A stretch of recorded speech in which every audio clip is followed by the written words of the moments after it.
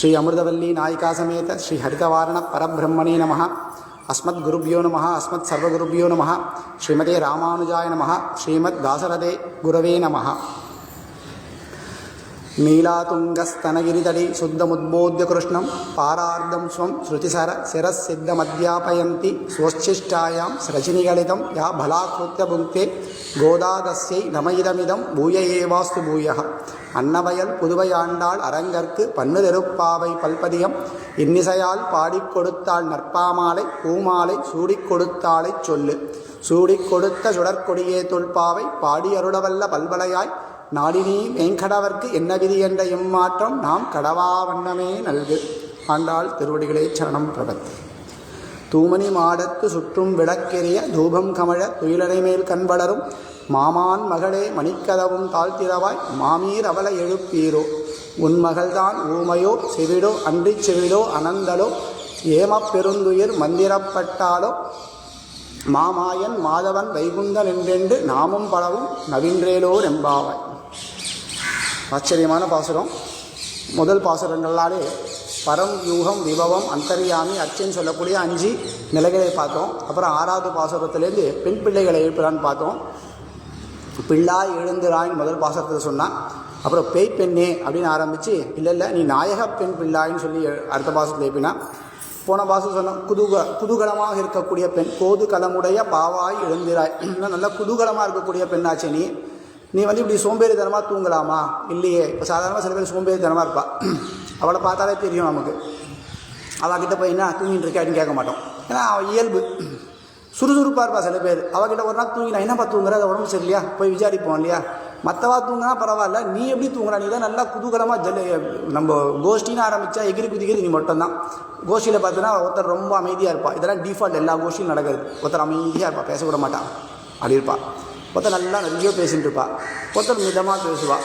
ஆனால் ஒவ்வொருத்தர் ஒரு மாதிரி இருப்பாள் இல்லையா. இவன் நீ கோஷ்டியில் நல்லா கலகலாம் பேசிட்டு சிரிச்சுட்டு விளையாடிட்டு இருக்கக்கூடிய பெண்ணி நீ தூங்கிட்டு இருக்கலாமா அப்படின்னா, நீ தூங்கக்கூடாது ஏந்துக்கோ அப்படின்னா அப்படின்னு போன பாசத்தில் எழுப்பினா. இந்த பாசத்தில் என்ன பண்ணுறான்னா சொந்த பந்தத்தை கூப்பிட்றான்.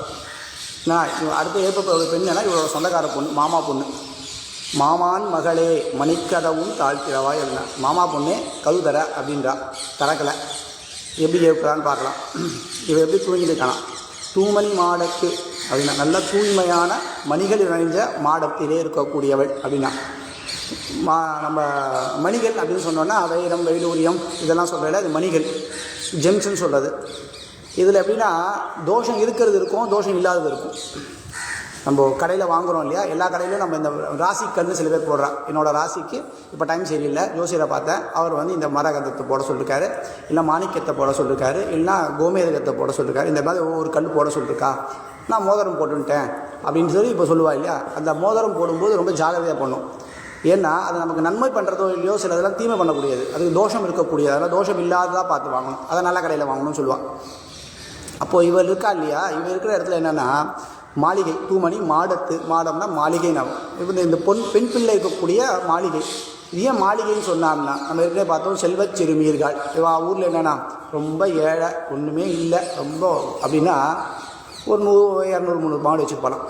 அப்படியே நம்ம 2 3 மாடு 5 மாடு வச்சாலே இப்போ நம்ம பணக்காரன்னு சொல்லிக்கிறோம்.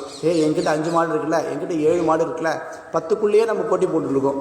அங்கே எப்படின்னா 100 200ன்னு இருந்ததுன்னா ரொம்ப ஏழை. ஆமாம் ரொம்ப ஏழை சார், தங்கத்தில் தான் சாப்பிடுவார், டெய்லி என்ன ஒரு சிட்டிக்கு தான் தங்க பஷ்பம் போட்டுப்பார், ரொம்ப ஏழை சார் அப்படின்வா. அவர் இருக்கார், அவர் ஒரு ஸ்கூல் போட்டுப்பார், இவர் ஒரு சிட்டிக்கு அவர் ஏழை சார் அப்படின்னு. அந்த மாதிரி ஆனால் ரொம்ப ஏழைகள் யாருன்னா நல்ல பணக்காராக இருக்கக்கூடியவர் ஏழைகள். எங்கன்னா சின்ன வயசில் சொல்லுவான், இங்கே தாண்டா இது பேசிக்ஸ்னால் எதுவுமே இல்லைனா, அது ஏழைனா ஒன்றுமே இருக்காது, வெறும் ரூம் மட்டும் தான் இருக்கும். ஃபாரின்லாம் வந்து ஏழைனாலே டிவி ஃப்ரிட்ஜு வாஷிங் மிஷின் எல்லாமே இருக்குன்னுவான். எங்கன்னா கிண்டலாக சொல்லும்போது ஞாபகம் வருது. அதுபோல் இவெல்லாம் ரொம்ப செல்வச்சிறுமி இருக்காள். என்னென்னா குறைஞ்சபட்சம் பேசிக்ஸ் எல்லாமே இருக்கும் இவாகிட்ட அப்படின்னு சொல்லக்கூடியது. அப்படியே அது வரனா இவாளுடைய பேசிக்ஸ் என்ன அப்படின்னா இந்த தூமணி மாடத்து ஆற்றுல நல்லா எல்லாம் வைரத்தாலும் வைடூரத்தாலும் சவுத்தில் எல்லாம் பதிச்சு வச்சுருப்பா. கதவுல எல்லாத்தையும் அந்த மாதிரி பதிச்சு வச்சுருக்கா. அப்படி இருக்கக்கூடிய ஏழைகள் இவள். அந்த ஏழை ஏற்பரா அப்படின்னு தூமணி மாடத்து அப்படின்னா இந்த கற்கள் இருக்கு இல்லையா, இந்த கற்களில் தோஷம் இல்லாத கற்கள். இது தூமணி தூய்மையாக இருக்கக்கூடிய மணிகள். இது தூமணின்னு சொல்லக்கூடியது. இப்படியான கற்கள்லாம் நம்ம வச்சுக்கணும். அது பார்த்து வாங்கணும். வாங்கும்போது தூமணி மாடத்து மாளிகை, இவள் இருக்கக்கூடியது மாளிகை. அந்த மாளிகையில் இவள் நல்லா தூங்கிட்டு இருக்கா. இதையே மாளிகைன்னு சொல்கிறான்னா இப்போ வச்சுட்டு இருக்கிற அந்த டீட்டெயிலாக இப்போ மாளிகை எப்படி இருக்குன்றது டீட்டெயிலாக சொல்கிறான். அது தூமணி மாடத்து சுற்றும் விளக்கேறியனா, நல்லா சுற்றி எல்லா இடத்துலையும் விளக்கேறியது தான். இப்போ விளக்கேற்றினா விளக்கேற்றின இடத்துல தானே எரியணும், இல்லை கொஞ்சம் தூரத்துக்கு எரியணும். அதை தாண்டி கொஞ்சம் மங்களாக தானே தெரியும். இப்போ இங்கே விளக்கேற்றினா அவ்வளோ தூரத்தில் நமக்கு என்ன தெரியும். அது தாண்டி அங்கே போனோம்னா நம்ம கோபுரங்கிட்ட போகிறோம்னு வச்சுக்கலாம், நமக்கு தெரியாது இல்லையா. ஆனால் அந்த இடம் ஃபுல்லாக வெளிச்சம் வருதான். எப்படி அப்படின்னாலாம் அழகாக சொல்லுவா. இவள் இருக்கிறது என்னன்னா தூமணி மாடத்து, நல்ல மணிகளான மாளிகையே. எப்படின்னா சவுரு அவள் என்ன சார் பயங்கர பணக்காரன்னா தங்கத்தாலே இழைச்சிருக்காதுன்னா, செங்கலே தங்கம் அந்த மாதிரி தான் ஒரு உசத்தியாக சொல்லுவா இல்லையா. ஏன்னா அந்த அளவுக்கு ஆற்றுல பொருட்கள்லாம் பார்த்தீங்கன்னா எல்லாம் மார்பிள்ஸ், கல், மார்பிள்ஸில் சவுறு எல்லாம் போடுறாங்க. அது போல் வேணா எல்லா இடத்துலையும் இந்த கற்கள்லாம் பதிச்சிருக்காங்க. தூமணி மாடம் அப்படின்னா எல்லா இடத்துலையுமே இந்த ரத்தின கல்கள்லாம் இருக்குது. இப்போ இந்த இடத்துல ஒரு விளக்கு ஏற்றிட்டோன்னா என்ன ஆகும்னா இந்த வெளிச்சம் அதில் பட்டு அது 2 மடங்காக திரும்பி நமக்கு கொடுக்கும். அதான் அதில் விசேஷம். நம்ம வெறும் விளக்கு ஏற்றினோன்னா என்ன இருக்கும், சாதாரண வெளிச்சம் கொடுக்கும். அந்த விளக்குக்கு மேலே நம்ம ஒரு சின்னதாக அந்த கரண்ட்டு போச்சுன்னா ஒரு விளக்கு வச்சுருப்போம் பார்த்தீங்களா, அந்த கிரோசின் விளக்கு. அதில் மேலே ஒரு சின்னதாக ஒரு கண்ணாடி கொடுத்துருப்பா. அது ஒரு லாஜிக் சயின்ஸ் இருக்குது. இப்போ நம்ம ஒன்றுமே நம்ம சயின்ஸுன்னு சொல்ல முடியாத இல்லாத காலங்கள்லேயே நம்ம சயின்ஸ் இருக்கும்போது அதை கண்டுபிடிச்சது. இல்லாதனா நல்லா பிரைட்டாக கொடுக்கும். அந்த விளக்கை அது நல்லா பிரைட் பண்ணி கொடுக்கும். அப்படியே அது அந்த சின்ன கண்ணாடியே கொடுக்குது. இப்போ அந்த கண்ணாடி கல் அவ்வளோ கொடுக்கும்போது ரத்னங்கள் எப்படி கொடுக்கணும், நல்லா ஜம்முன்னு வெளிச்சம் கொடுக்குறது. சுற்றும் விளக்கேற எல்லா திக்குலையும் விளக்கு நல்லா பிரகாசமாக எழுந்திருக்கா. சுற்றும் விளக்கேறிய அப்படின்னா சுற்றுன எல்லா திக்குகளையும் அப்படின்னா நம்ம திக்குகள் 4 திக்கு இருக்குல்ல, கிழக்கு, மேற்கு, வடக்கு, தெற்கு அப்படின்றோம். இன்னொரு 4 என்னென்னா தென்கிழக்கு, தென்மேற்கு, வடகிழக்கு, வடமேற்கு, இன்னும் 4 சொல்கிறோம். 8 இல்லையா, இல்லை 10 என்னென்னா 1 மேலே 1 கீழே, 10 திக்கு அப்படின்வா. இந்த 10 திக்கும் இந்த லைட்டு நல்லா வெளிச்சம் எரியுது தான். எப்படின்னா இந்த 10 திக்குனா இந்த 10 திக்குலேயும் தன்னுடைய ஆதிக்கத்தை செலுத்தக்கூடிய யார் தெரியுமா, ராமர் சேவிக்கிறோம் இல்லையா. ராமருடைய அப்பாவுக்கு தசரதன்னு பேர் இல்லையா. அவன் பேர் தசரதன் கிடையாது, அவன் பேர் நேமின்னு பேர். தசரதன்றது விருது. நம்ம சம்பிரதாயத்தை சொல்லுவோம் இல்லையா, இளையாழ்வார், ராமானுஜர், பாஷ்யக்காரர், இதெல்லாம் உடையவர், இதெல்லாம் விருதுகள். இளையாழ்வார் அவரோட பேர் இல்லையா. அதுபோல் இவர் பேர் நேமி. இவர் விருது என்னென்னா தசரதன்னா. ரதம் அப்படின்னா தேர், தசரதம்னா 10 திக்கிலையும் தேர் ஓட்டக்கூடியவர். நான் சொன்னேன்ல அந்த காலத்தில் அவெல்லாம் எப்படின்னா சக்தி வாய்ந்தவா. என்னென்னா சத்தியலோகம் வரைக்கும் போயிட்டு வருவா. அப்போ எப்படி சத்தியலோகம் போனால் மேலே போகணும், மேல் பக்கமாக ட்ராவல் பண்ணோம். பாத்தாளலோகம் போனால் கீழ் பக்கம் ட்ராவல் பண்ணோம். 8 திக்கும் சுற்றணும்னா 8 திக்கும் போயிட்டு வரணும். அப்போ 10 திக்கிலையும் போகக்கூடிய அந்த தசரதன். அதனால் அவருக்கு தசரதன் நாமம், விருது அவருக்கு. 10 திக்கிலையும் தேரோட்டக்கூடியவர் அவர், மகா சக்தி வாய்ந்தவர் அவர். அதனால் அதுபோல் இந்த விளக்கு என்ன பண்ணுறதுன்னா இந்த 10 திக்கிலையும் போடுதான், மேலே கீழே இது சுற்றி எல்லா பக்கமும் வெளிச்சேரியுது. எதனாலனா எல்லா பக்கமும் ரத்னங்கள் இருக்குது. மேலே பார்த்தா ரத்தினம், கீழே பார்த்தா ரத்தினம், சவுத்தில் பார்த்தா ரத்தினம், கவியில் பார்த்தா ரத்தினம், எல்லாமே ரத்னமயமாக இருக்கக்கூடிய மாளிகை அப்படின்றா. அப்படியாக சுற்றும் விளக்கேறிய அந்த விளக்கு நல்ல ஜோராக எரிஞ்சின்ட்டுருக்கு அப்படின்றா. இது சுற்றும் விளக்கெரிய தூபம் கமழ அப்படின்னா அந்த காலத்தில் இயற்கை நறுமணத்தை ரொம்ப விரும்புவோம். இப்போலாம் நம்ம எடுத்து சென்று பாட்டில் எடுத்து போட்டு போயிட்டே இருக்கோம் இல்லையா, கிடையாது. இதுக்கு செலவுக்கு செலவு, ஆரோக்கியத்துக்கும் அனாரோக்கியம். இது கூடாது, இயற்கைன்றது. பழைய காலத்தில் குளிச்சுட்டு வந்தோன்னா இந்த தூபத்தை எடுத்து வச்சுப்பாங்க தலையில், பொம்நாட்டிக்கெல்லாம். இந்த தூபன்றது ரொம்ப விசேஷம். இது உடம்புக்கு ரொம்ப நல்லது. அதனால தான் கோவில்கள் இன்னி வரைக்கும் இருந்துருக்கு. ஆற்றுக்கு ஆண்கள்லாம் போயிடுது. இப்போ யாருமே வெள்ளிக்கிழமை செவ்வாய்க்கிழமை தலை குளிச்சுட்டு, பொம்நாடிகளுக்கு நாள் கிழமையில் குளித்தா போதும். புருஷா நித்தியமே தலை குளிக்கணும். நித்தியம் கிழமை குளித்தா தான் விழுப்பு கிடையாது, இல்லைனா விழுப்பு தான் கணக்கு. அப்போது பொம்நாடிகள்லாம் நாள் கிழமையில் குளிக்கிறான்னா என்ன பண்ணோம்னா, அப்போது அந்த நாள் கிழமை என்ன பண்ணால் தூபத்தை ஏற்றிட்டு அது தூபத்தில் தலை வச்சுப்பான். அது விசேஷம் வாழ்க்கை. அது நல்லது கொடுக்கும். என்ன தலைவலி வராது, அந்த மாதிரி சில பிரச்சனைகள்லாம் இருக்கும். அதுபோல் தான் மல்லிகைப்பூ. மல்லிகைப்பூ மட்டும் நம்ம வச்சுருக்கோம் தெரியுமா, 1000 பூ இருக்குது. மல்லிகைப்பூக்கு அந்த தலைவலிக்கு குறைக்கக்கூடிய இது இருக்குது, அந்த ஆரோக்கிய குணம் இருக்குது. அதனால் இதெல்லாம் பெரியவா என்ன பண்ணால் சின்ன சின்னதாக வச்சு. அந்த கோயிலுக்கு போனோம்னு வச்சுங்களேன், கோயில் வாசலில் பூக்கடை இருக்கு இல்லையா, பூக்கடையில் என்னென்ன பழம் என்ன விற்கிறான், அர்ச்சனை தட்டுன்னு என்னென்ன கொடுக்குறான், தேங்காய் பழம் கொடுக்குறான், வாழைப்பழம் கொடுக்குறான். என்ன பழம் கொடுக்குற, வாழைப்பழம் தான். ஆப்பிள் ஆரஞ்சு இதெல்லாம் இருக்கா, இல்லை. தேங்காவும் வாழைப்பழம் மட்டும்தான் இருக்கும் கோயில் வாசலில். ஏன் தெரியுமா, எது வேணா எச்சம் பண்ணாமே, எச்ச பண்ணுறதுன்னா பலாப்பழம் எடுத்து வந்தால் கூட எச்ச பண்ணலாம். இல்லை கரெக்டு. வாழைப்பழத்துக்கும் சரி தேங்காவும் இது ரெண்டும் மட்டும்தான் சாப்பிட்ட மிச்சத்துலேருந்து வரல. 100% பியூர். பெருமாளுக்கு எப்படி கொடுக்கணும்னா எதை கொடுக்கணும்னா 100% பியூராக கொடுக்கணும். இப்போ நிறைய பேர் என்னென்னா அந்த தீபம் எண்ணெய்னு வச்சுட்டுருக்கா, அது வாங்கவே கூடாது. நீங்கள் அந்த தீபம் எண்ணெய் ஒரு தடவை தொட்டு ஒரு முனையில் விரல் முனையில் தொட்டுட்டு ஒரு தடவை இது பண்ணிவிட்டு கை வந்து துணியில் நல்லா தொடச்சுட்டு எடுத்து மூந்து பாருங்களேன், ஒரு வாசனை வரும் அதில். ஏன்னா அது கெமிக்கல் மிக்சடு, அது கொடுக்கக்கூடாது. நம்ம ஆற்றுல என்ன அந்த எண்ணெயை நம்ம சாப்பிட்றதுக்கு யூஸ் பண்ணுவோமா? நாம் என்ன சாப்பிட்றதுக்கு யூஸ் பண்ணமோ அதுதான் பெருமாளுக்கு கொடுக்கணும். நான் எங்கள் ஆற்ற நல்ல எண்ணெய்னா நல்ல தளிக்கு என்ன எண்ணோ அது எண்ணெய் தான் வந்து பெருமாளுக்கு அப்படி தான் யூஸ் பண்ணணும். நான் என்ன நெய் யூஸ் பண்ணோம் அந்த நெய் தான் பெருமாளுக்கு அப்படி தான் யூஸ் பண்ணமே தவிர நமக்கு வேண்டாதது பெருமாளுக்கு கொடுக்கக்கூடாது. இது 10 ரூபா தான்ப்பா அதுனா 30 ரூபா அப்படி கொடுக்கக்கூடாது. நம்ம என்ன உபயோகம், இதை நம்ம சாப்பிடுவோமா? சாப்பிட மாட்டோம். அப்போ நம்ம குழந்தைக்கு கொடுப்போமா? கொடுக்க மாட்டோம். அந்த குழந்தை தான் பெருமாள். அதனால தான் ஆராதனத்தில் பெருமாளை குழந்தையாக பாவிப்பாள். பல் தேய்ச்சி விடுறது, குளிப்பாட்டி விடுறது, இதெல்லாமே உண்டு. இதெல்லாம் ஒவ்வொரு ஆசனங்கள் உண்டு. தந்ததாவனம், ஸ்நானம், அலங்காரம் இதெல்லாம் உண்டு. போத்தியாசனம், சாகம் விட்டுறது, இதெல்லாமே எதுனாலன்னா பெருமாளை குழந்தையாக பார்க்கணும், பாவிக்கணும். அப்போ நம்ம குழந்தைக்கு என்ன கொடுப்போம்? பிடிக்காது கொடுக்கணும், நமக்கு வேண்டாது கொடுக்கணும். அது போல் கொடுக்கணும், பெருமாளை பார்த்துக்கணும். அப்புறம் இல்லை இந்த தூப தீபங்கள்லாம் வந்து இயற்கையான இந்த மாதிரி வஸ்துக்களை தான் கொடுக்கணும். எதுலேயுமே தோஷம் இல்லாமல் இருக்கணும். இப்படி வாழைப்பழம் தேங்காய் ஏன் கொடுக்குறோம்னா தோஷம் இல்லாததுனால கொடுக்குறோம். மற்ற எல்லாத்துக்கும் தோஷம். மாங்காய் கூட சாப்பிட்டு அந்த கொட்டையிலேருந்து எடுத்து போடலாம். இல்லை அது போல் இல்லை. இது வாழைன்றது கன்று வைக்கணும். அந்த தேங்காய் வந்து அந்த தேங்காய் கன்று வச்சு தான் அதை எடுக்கணும். இதை இதுவும் வாழை அதே மாதிரி தான், தேங்காவும் அதே தான், வாழையும் அதே தான். கன்று வச்சா தான் பண்ண முடியும். அதனால் அது விசேஷம். அதுபோல் இந்த தூப தீபங்கள் ரொம்ப விசேஷம். அது தூய்மையானது. அந்த இருக்கக்கூடிய இடத்த சுத்தி பண்ணக்கூடியது. அது அந்த பரிமளம் என்ன பண்ணணும்னா நம்மளுடைய மனசை சஞ்சலம் இல்லாமல் பண்ணும், நம்ம புத்தியை நல்லா சஞ்சலம் இல்லாமல் பண்ணும். அதுதான் அந்த தூபத்தோட விசேஷம். அப்படியாக தூபம் கமழ அப்படின்ற அந்த தூபத்தினால அந்த இடம் ஃபுல்லாக நிறைஞ்சிருக்கு. நம்ம சாதாரணமாகவே மார்கழி மாதம் காத்தால் எப்படி தூங்குவோம்?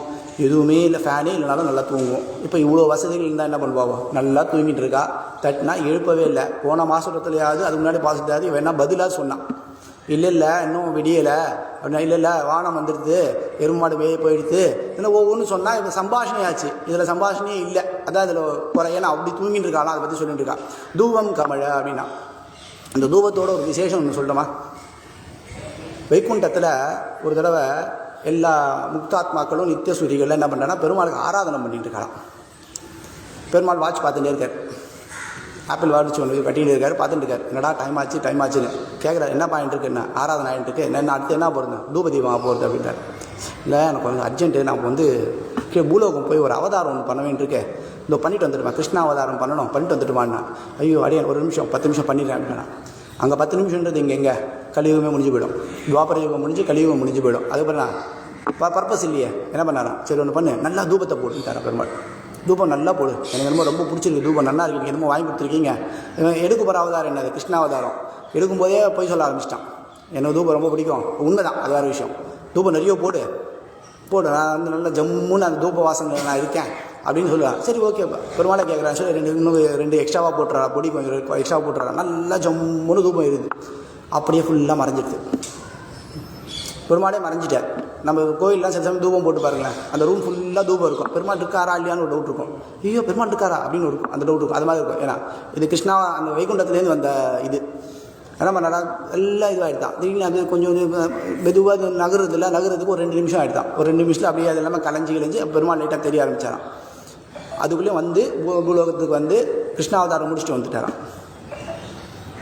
எப்பப்பெல்லாம் நம்ம இந்த தூபம் சேவிக்கிறனோ, நித்தியமாக நான் கரெக்டாக தூபம் சேவிக்கும்போது எனக்கு இந்த இந்த சம்பாஷணை மைண்டில் வரும், இந்த சுச்சுவேஷன் மைண்டில் வந்துட்டு இருக்கும். அதனால் எனக்கு நான் என்னை பொறுத்து நான் சொல்லுவேன், மடப்பள்ளி மாமா கூட சொல்லுவேன், தூபம் நல்லா போட்டால் தான் நான் ஆராதனை பண்ண திருப்தி எனக்கு இருக்குன்னுவேன்.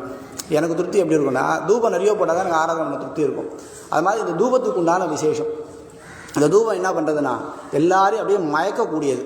என்னென்னா நல்ல ஒரு சிந்தனைக்கும் நல்ல ஒரு எண்ணங்களுக்கும் இதுக்கு வழிவகுக்கக்கூடியது. அப்படிப்பட்ட இந்த தூபம் இவளுக்கு என்ன பண்ணுறதுன்னா நல்ல தூக்கத்தை கொடுக்கக்கூடியது. என்னென்னா ஏற்கனவே நல்லா தூங்கிட்டு இருக்கா, மார்கழி மாதம், அது போகாத போய் அடிஷ்னல் அட்வான்டேஜஸ் இதெல்லாம். ஏன்னா தூபம் கமழ துயிலணை மேல் கண்மலரும். துயிலணை மேல் நல்ல இந்த பெட் என்னன்னா தூக்கத்துக்காகவே இருக்கக்கூடிய பெட்டு. இவெல்லாம் பழைய காலத்தில் உபயோகம் பண்ணது இலவம் பஞ்சு. அதுபோல் அது மேலே இருக்கக்கூடியது இந்த அந்த பெட்டோட அந்த மேலே இருக்கக்கூடிய அந்த போர்வை, அதெல்லாமே வந்து பார்த்தீங்கன்னா நல்லா நமக்கு பியூர் காட்டன். நம்ம வைதிக சம்பிரதாயத்தில் என்ன யூஸ் பண்ணலாம், காட்டன் மட்டும் தான் யூஸ் பண்ணோம், வேறு எதுவும் யூஸ் பண்ணக்கூடாது. இந்த பாலிஸ்டர் சில்க்கு கூட யூஸ் பண்ண மாட்டான், பட்டு கூட பெரியவாக யூஸ் பண்ண மாட்டான். அது வந்து அதுலேயே இப்போ புதுசாக என்ன சொல்கிறேன்னா அஹிம்சா பட்டுன்னு வச்சுருக்கேன். பட்டுனால என்னென்னா ஹிம்சா பண்ணி தான் வருது. ஒரு பூச்சியை வெந்நீரில் போட்டு நல்லா கொதிக்க வச்சு அதுக்கப்புறம் அந்த நூலை எடுக்கிறது தான் பட்டு. பெரியவாள்லாம் பட்டு உடுத்த மாட்டான், ஏன்னா அது வந்து உத்தமம் கிடையாதுன்றதுனால உடுத்த மாட்டான். ஆனால் இப்போ புதுசாக என்ன சொன்னால் அஹிம்சா பட்டுனா அந்த பட்டுப்பூச்சியை ஹிம்சிக்காமல் அதுலேருந்து நாங்கள் எடுக்கணும் அப்படின்னு ஏதோ ஒரு கான்செப்ட் சொல்லி பண்ணுறா. அது வேறு விஷயம், அது என்னன்னு தெரியல. ஆனால் பட்டு கூட உடுத்த மாட்டான். எது உச்சிதம் அப்படின்னா காட்டன் மட்டும்தான், பருத்தின்னு சொல்லுவேன். இந்த பருத்தி மட்டும்தான் நமக்கு இருக்குது. இந்த பிராமணனை பார்த்தாலே ஏழையாக தான் தெரியும். எதனால் தெரியுமா, போட்டுக்கிற வேஸ்ட் எப்படி இருக்கும்னா அந்த பருத்தியினோட ஒரிஜினல் கலரு அழுக்கு கலர் தான், லைட்டு ப்ரௌன். அது என்ன கொஞ்சம் பார்க்கறதுக்கு அழுக்கு கலர் மாதிரி தான் இருக்கும். அது நீ ப்ளீச்சிங் போட்டிங்கன்னு வச்சுக்கோங்க, நல்லா வெள்ளையாக படப்படலான்னு இருக்கும். ப்ளீச்சர் யூஸ் பண்ணக்கூடாது நம்ம வைதிகத்தில். அப்போ பிராமணனை பார்த்தா எப்படி இருக்கோம்னா ஏழை பிராமணனால ஏழை அப்படின்னா நான் பார்க்கும்போதே ஏழையாக தான் தெரியும். ரொம்ப பெருசாக அலங்காரங்கள்லாம் பண்ணிட்டு கையில் காலில் மூங்கில் என்ன மாதிரி இல்லாமல் நல்லா ஏழையாக பார்க்கறதுக்கு எப்படி தெரியும்னா அது வைதிகம், அப்படி இருக்கணும்வா. அப்படி இருக்கிறதுனால என்னென்னா இந்த பருத்தின்றது தான் விசேஷம், வேறு எதுவுமே விசேஷம் கிடையாது. அதனால் காட்டன் தெரியும். இந்த காட்டன் என்ன பண்ணோன்னா உடம்புக்கு நல்லதை கொடுக்கும். ரெண்டாவது இந்த காட்டன் வஸ்திரங்கள் என்ன பண்ணோன்னா நடுவில் கேப் இருக்கும், உள்ளுக்குள்ளே காற்று போகும். அது ஒரு விசேஷம்.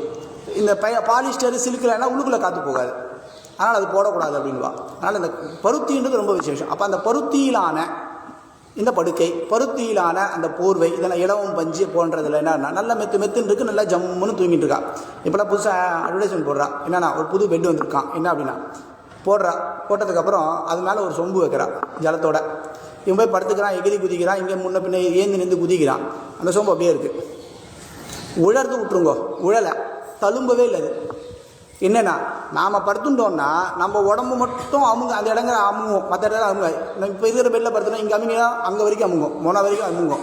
நமக்கு அந்த கம்ஃபர்ட் இருக்காது. இது அந்த கம்ஃபர்ட் இருக்கும் அப்படின்னு ஒரு அட்வைஸ்லாம் போட்டுருக்கா. அப்போ அது போல் நல்லா ஜம்முன்னு நம்ம படுத்துட்டா உடனே தூக்கம் வரக்கூடிய ஒரு பெட்டு அந்த பெட்டில் படுத்துட்டு இருக்கானாம்.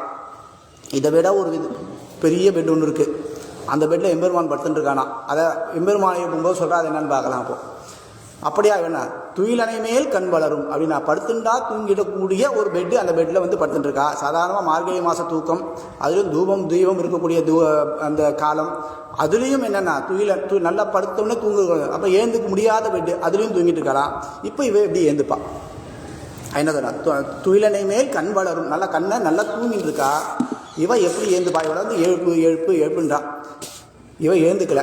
இவ யார் அப்படின்னா உடனே சொல்றா, துயிலனை மேல் கண் வளரும் மாமான் மகளே அப்படின்னா. இவ யாருன்னா சொந்தக்கார பொண்ணு. இவளை நல்லா திட்டுறா. ஏன்னா இந்த மாமான் மகளேன்னு சொல்லக்கூடிய இடத்துல விசேஷமாக நம்ம தாயார் நம்மக்கிட்ட ஆண்டாள் என்ன சொல்கிறா தெரியுமா, இந்த உறவு முறையை பற்றி சொல்கிறா. இந்த உறவு முறைன்றது எவ்வளோ விசேஷம். கலியுகத்தில் இந்த உறவு எப்படி இருக்கும் அப்படின்னா, கலியுகத்துக்கு முன்னாடி பின்னாடி போயிருந்தா, கலியுகத்தில் நமக்கு அப்பா சைடு அம்மா சைடுன்னு இருக்கும் இல்லையா. அப்பா சைடு குறைச்சலாக தான் பந்தம் இருக்கும், அம்மா சைடு அதிகமான பந்தம் இருக்கும். நீங்கள் மெஜாரிட்டியாக செக் பண்ணுங்க, 1-2 எக்ஸெப்ஷனாக இருக்கலாம். ஏன் அப்படின்னா அப்பா சைடு இருக்கக்கூடியது உரிமை, கடமை, உரிமை. அம்மா சைடு இருக்கக்கூடியது கடமை, உரிமை இருக்காது. அதில் இருக்கிற அன்பு பாசம் மட்டும்தான் இருக்கும். இது தப்பா அது தப்பானா ரெண்டுமே கரெக்டு தான். அவள் இப்போது ஏதாவது ஒரு ஃபங்க்ஷன் நடக்கிறது, ஆசீர்வாதம் பண்ணால் யாரை கூப்பிட்றா, அப்பா பெரியப்பா சித்தப்பாவை கூப்பிட்றா, மாமா கூப்பிட்றா. அம்மான்றது ஒரு விசேஷம்.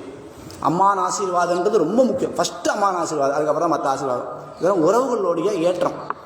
இந்த உறவுகள் அதுக்கேற்ற மாதிரி ஒவ்வொரு உறவுக்கும் வச்சு. இப்போ முன்னாடிலாம் வந்து எப்படின்னா அத்தங்கா, அம்மங்கா, அம்மாஞ்சி, அத்தான். இப்போ எங்கள் மாமா பையனை அத்தான் தான் கூப்பிடுவோம்.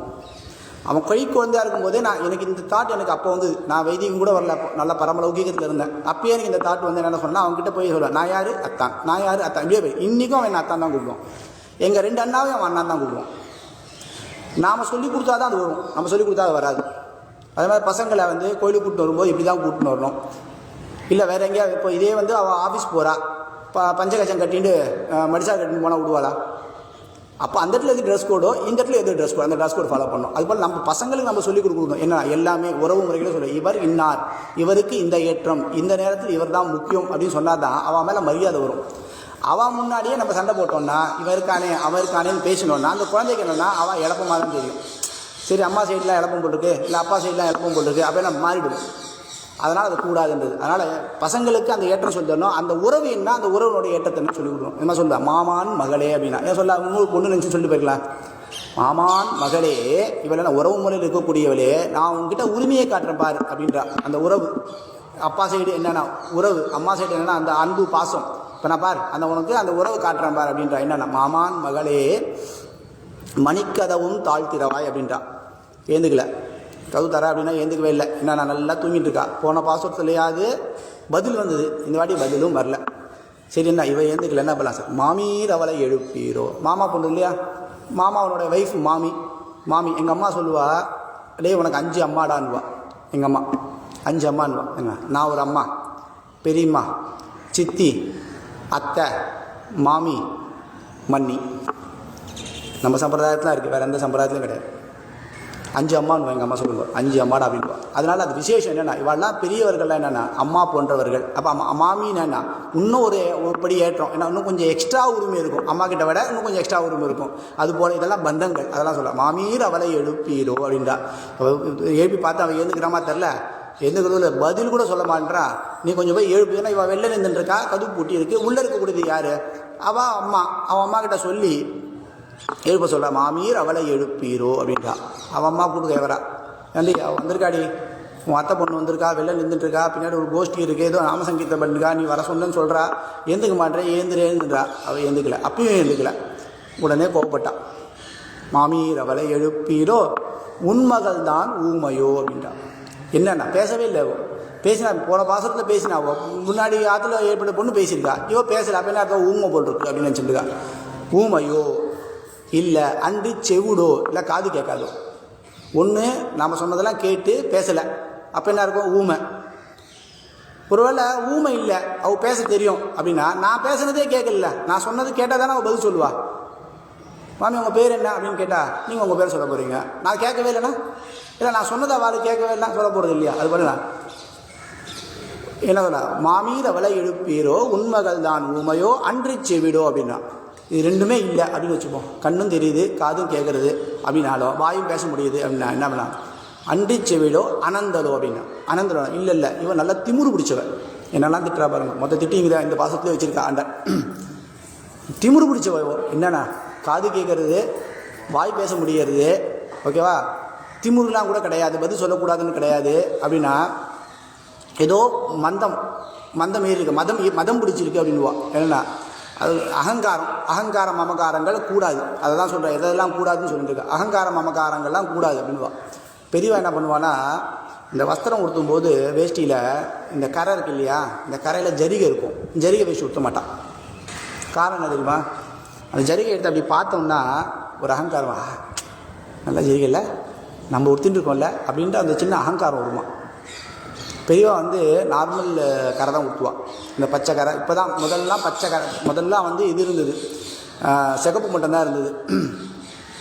அதுக்கப்புறம் பச்சைன்னு ஒன்று வந்தது, இந்த பச்சை சிகப்பு மட்டும்தான் இருந்தது. இப்போது எல்லா கலரும் வந்துடுது கரை. பொம்னாடிகள் மட்டும்தான் பல கலர். வேஷ்டி நல்ல காலம் இன்னும் வெள்ளையாக தான் இருக்குது, கரை மட்டும்தான் பல கலரில் இருக்குது. வேஷ்டின்றது வெள்ளை தான் உடுத்திக்கணும். கிரகஸ்தனும் பிரம்மச்சாரியும் வெள்ளை தான் உடுத்திக்கணும். சன்னியாசிகள் காவி தான் உடுத்திக்கணும். இதுதான் வரமுறை நம்மளோடது. அட்லீஸ்ட் கரை தானே போட்டு போடும் அப்படின்னு பெரியவாள் ரொம்ப கட்டில விட்டுட்டா. அதனால் அந்த கரையை பார்க்கும்போது நமக்கு அந்த அகம்பாவம் வரக்கூடாது, அகங்காரம் மாமக்காரங்கள் இது இருக்கக்கூடாது. அதனால் பெரியவா அந்த சின்ன விஷயங்களை கூட அதை தவிர்த்துடுவா. அப்படியாக இவெல்லாம் பண்ணா நல்ல அகங்காரம் இருக்காள. என்ன நான் பதில் சொல்ல மாட்டேன், அவள் யாரோ வந்துட்டா போனால் போயிடுவோம் அப்படின்னு நம்ம சில நேரம் இழப்பமாக இருப்போம் தெரியுமா சில பேர்கிட்ட. அந்த மாதிரி இருக்கக்கூடாது அப்படின்ட்டா. அன்றி செவிடோ அனந்தலோ ஏமப்பெருந்துயர் மந்திரப்பட்டாலோ. அனந்தலோ சரி அதுவும் இல்லை, அவளுக்கு அந்த திமிரு கூட இல்லை. அவன் அம்மா சொல்கிறா, அவள் திமிரு வச்சலாம் கிடையாது, நல்ல பொண்ணு தான், எல்லாத்தையும் நல்லா பேசிட்டு இருப்பா, அதெல்லாம் கிடையாது அப்படின்றாங்க. அப்போ என்னன்னா ஏமப்பெருந்துயில் மந்திரப்பட்டால். ஏமப்பெருந்துயில் நல்ல பெரிய தூக்கம், சாதாரண தூக்கம் இல்லை. சில பேர் தூக்கம், நான் இது சொன்ன பாசத்தில் எங்கள் சொந்தக்கார பையன் ஒருத்தன் எங்கள் காத்து கீழே இருந்தான், நல்லா தூங்கிட்டு இருக்கான், உள்ளே கதவு போட்டுருக்கான். ஜன்னல்லேருந்து கத்துறோம், குச்சி வச்சு குத்துறோம், ஏந்துக்கவே இல்லை. கடைசியில் என்ன பண்ணுறேன், பக்கெட்லேருந்து ஜலத்தோடு தூக்கி கொட்டேன், அதுக்கப்புறம் தான் ஏந்துக்கிறான். தேர்ந்து பற்றி திரும்பி பார்க்குறான். ஒரு செகண்ட் நம்ம யார் எங்கே இருக்கோம் அது ஒரு 2 நிமிஷம் ஒரு 5-10 செகண்ட் ஆகும். அது தெளிவு வந்ததுக்கப்புறம் என்னது அப்படின்னா என்னடா இப்படி தூங்குற அப்படின்னா அப்படியா அப்படின்னு வந்து கவுத்தாடுறான்.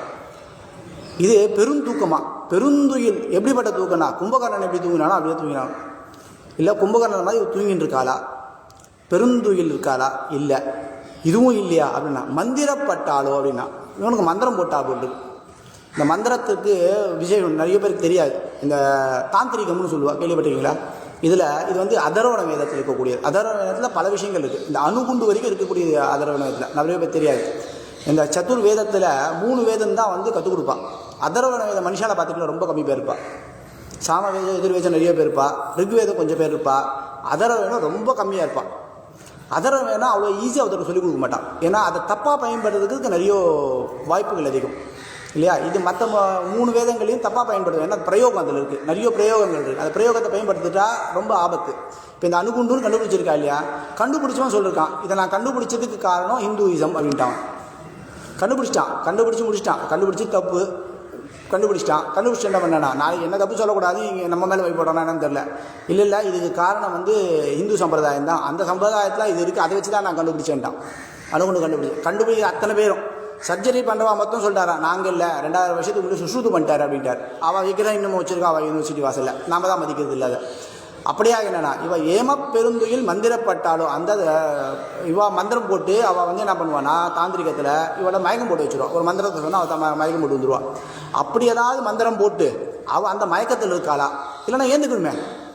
ஒரு தடவை தட்டினா எழுந்துக்கணும், 2 தடவை தட்டினா 4 தடவை தட்டினா எழுந்துக்கணும். ஏந்துக்கலைன்னா என்ன நடத்தினா இந்த டவுட் வரும் இல்லை, மயங்கிட்டான் போட்டுருக்கு அப்படின்னு டவுட் வருது இல்லை, அது தூக்குறா ஹாஸ்பிட்டலுக்கு அப்படின்னு வரல. அது போல் இவன் என்ன பண்ணா 2-3 சொல்லி பார்த்துடா வரல. கடைசியில் ஏமப்பெருந்துயில் மந்திரப்பட்டாலும் நல்ல தூக்கம் அதுவும் இல்லை, அப்பயா ஜலம் கொண்டாலே எதுவும் எழுந்துக்கல. இப்போ நான் மந்திரப்பட்டாலோ அப்படின்னா இப்படி தான் இருக்கக்கூடாது, நீ எழுந்துருன்னு கேட்குறா சொல்கிறா. ஏமப்பெருந்துயில் மந்திரப்பட்டாலோ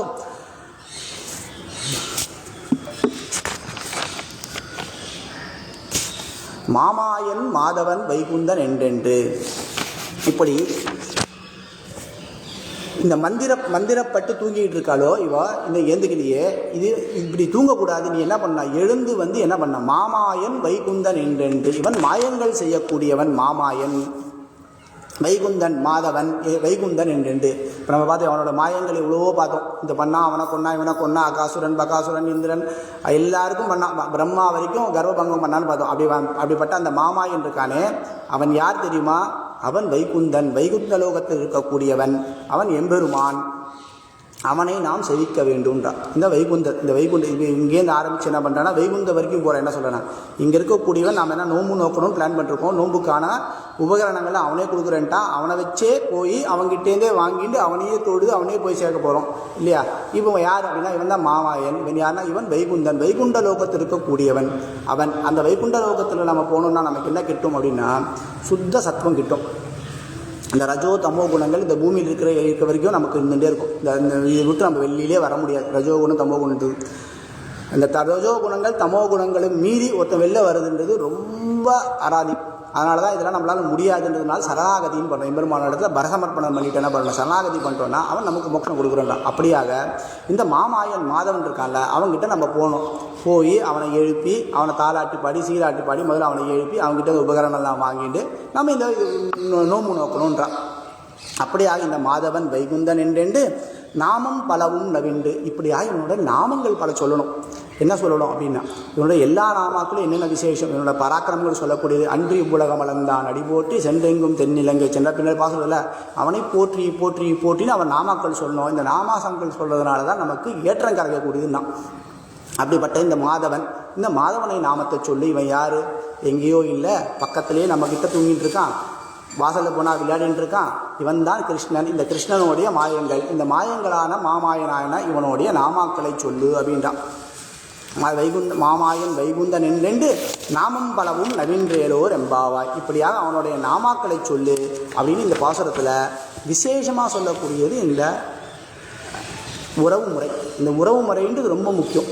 அது ரொம்ப முக்கியமாக நாம் இந்த ஒவ்வொரு பாசுரங்களையும் ஆண்டாள் நீங்கள் எடுத்துட்டிங்கன்னா நமக்கு தெரியாமல் சொல்லக்கூடியது நம்மளுடைய நித்திய அனுஷ்டானங்களும் சொல்லுவாள். நம்ம அனுஷ்டானம் நம்ம எப்படி இருக்கணும், என்ன இருக்கணும், ஒவ்வொரு பாசுரத்துலேயும் வரும். எல்லா பாசுரத்துலையும் எடுங்க, அதில் ஒரு விஷயம் வந்துடும். ஏன்னா இந்த பாசுரத்தில் அந்த உறவு முறை சொல்கிறேன், அந்த உறவு முறை ரொம்ப முக்கியம் அப்படின்னு சொல்கிறேன். அந்த மாமா இந்த உறவுகள், இந்த உறவுகளுக்கு உண்டான ஏற்றம் ரொம்ப முக்கியம். அந்த ஏற்றத்தை சொல்கிறா. மாமாயன் வைகுந்தன் என்றென்று நாமும் பலவும் நவிண்டேலோர் எம்பாவாய்.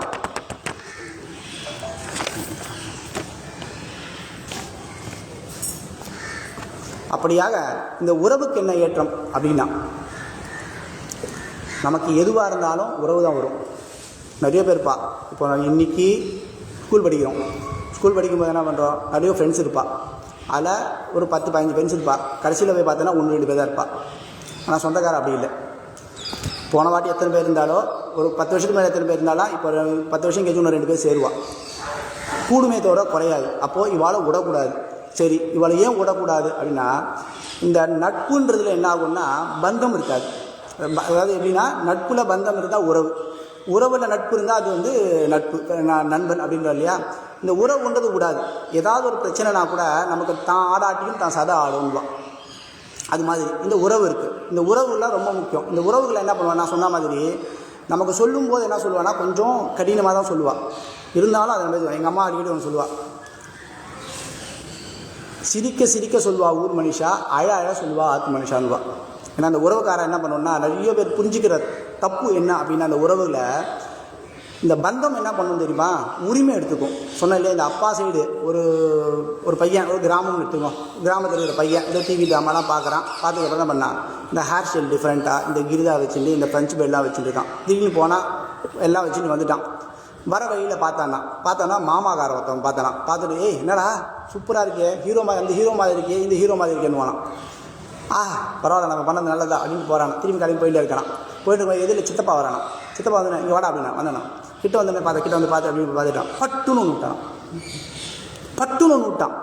என்னடா இது ஏழாவிடமா இருக்கு, இது என்ன கீரிதா, இது என்ன குறுந்தாடி, இது என்ன தலையில் பாதி தான் முடி இருக்குது, பாதி முடியல, அப்படியே பல்லுன்னு அடிச்சிட்டானா. இவன் அதுக்கு போயிட்டானா. ஏன் மாமா இப்படி பண்ணா, ஏன் சித்தப்பா இப்படி பண்ணானா அப்படின்னா, மாமாவுக்கு உறவு இருக்குது, சித்தப்பாவுக்கு கடமை இருக்குது. இப்படி ஒவ்வொருத்தர்கிட்ட ஒன்று இருக்குது இல்லையா.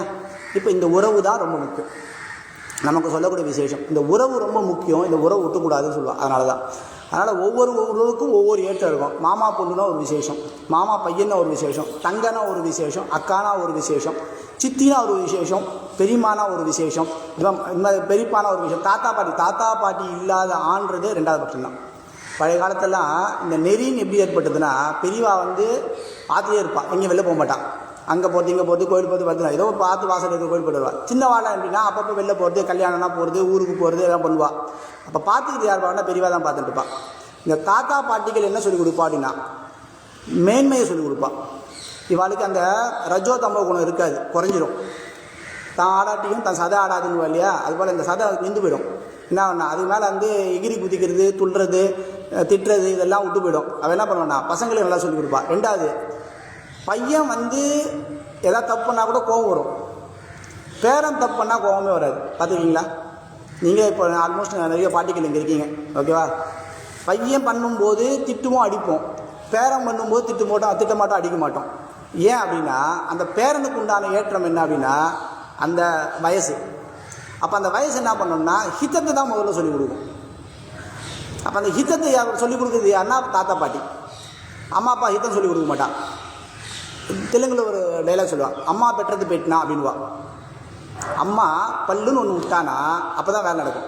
பையன் என்ன பண்ணா குச்சிட்டு பாய்ச்சி பண்ணா. சில ஆத்துல அக்கா அது பண்ணும், சில ஆத்துல அக்கா என்ன பண்ணுவோம்னா அம்மா அப்பா சொன்னால் கூட கேட்காது. அக்கா பல்லுன்னு ஒன்று விடுவா, கடன்னு பால் சாப்பிட்ரும். அதுபோல் என்னென்னா இந்த அம்மா பெற்றது, அந்த அம்மா என்ன பண்ணணும்னா கொஞ்சம் அந்த ரஜோ தமோ குணங்களாக இருக்கும். ஆனால் தாத்தா பாட்டிக்கிட்ட அந்த ரஜோ தமோ குணம் இருக்காது. அது என்ன பண்ணால் சத்துவ குணம் மட்டும் இருக்கு. என்னன்னா, ஐயோ நம்ம பேரனாச்சே, பின்னாடியே ஒருவா குதிப்பா எல்லாம் பண்ணுவாள். ஐயோ முடியலன்னு வா நம்மக்கிட்ட கம்ப்ளைண்ட்டே பண்ணுவாள், இந்த பையனை வச்சுட்டுருக்கேன், இந்த பேரனை வச்சுட்டுருக்கேன், இந்த பேத்தி வச்சுட்டுருக்கேன்னு வா.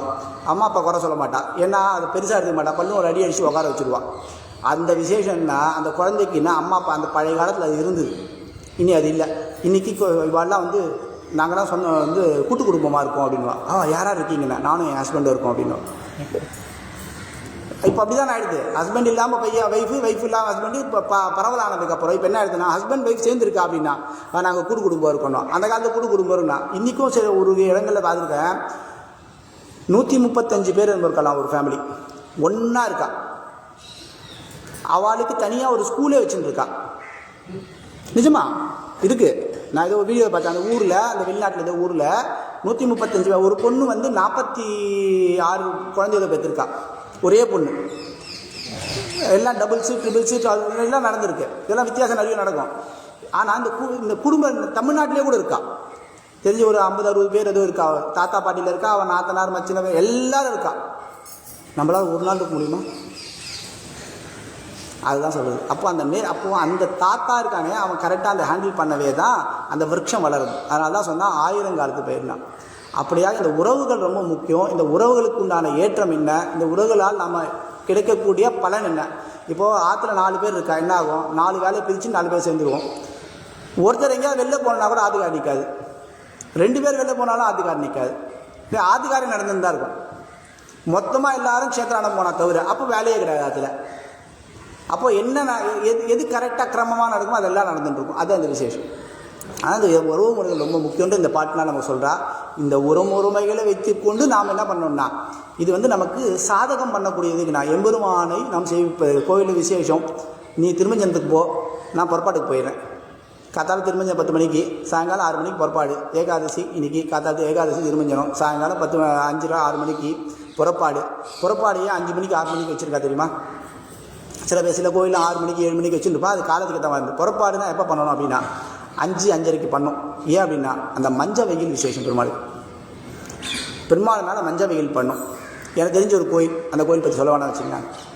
எப்பயுமே 7-8 மணிக்கு தான் புறப்பாடாகும். ஒரு தடவை ஏதோ இவர் வரேன்ட்டார், ஒரு ஜிஏர் யாரோ ஒருத்தர் வரேன்ட்டார்.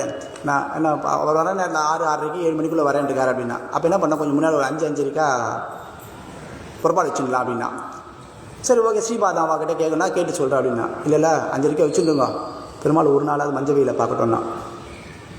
ஒரே ஒரு வார்த்தை, சிம்பிள். அதை ஒரு வாசகம் திருவாசகன்ற மாதிரி, பெருமாள் ஒரு நாளாவது மஞ்ச வெயில பார்க்கட்டும். அந்த மஞ்ச வெயில் ரொம்ப விசேஷம். அப்படியா, நீ என்ன காத்தால் திருமஞ்சந்து போ, நீ அந்த சாயங்காலம் வந்து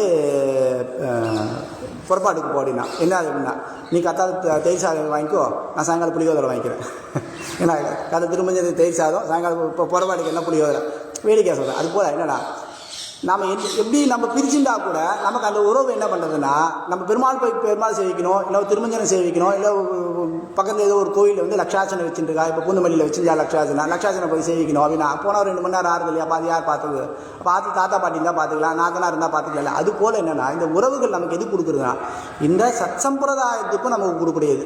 சரி, 2வது ஆற்றுலேயே உட்காந்து ஏதாவது ஸ்லோகம் சொல்கிறோம்னா 2 பேர் உட்காந்து சொல்லும்போது என்னென்னா மாற்றி சொல்லிட்டு பாசுரம் சொல்ல எதாவது சொல்லலாம், மாற்றி சொல்லிட்டு இருக்கலாம். இது போல் என்ன, இதெல்லாம் சத் சங்கத்துக்கு வழிவகுக்கூடிய நல்ல விஷயங்களுக்கு. சத் சங்கம்னா பெருமாள் மட்டுமே இல்லை, ஆற்றுல நடக்கக்கூடிய எல்லா நல்ல விசேஷங்களுக்கும் இது நம்ம வழிவகுக்கக்கூடியது.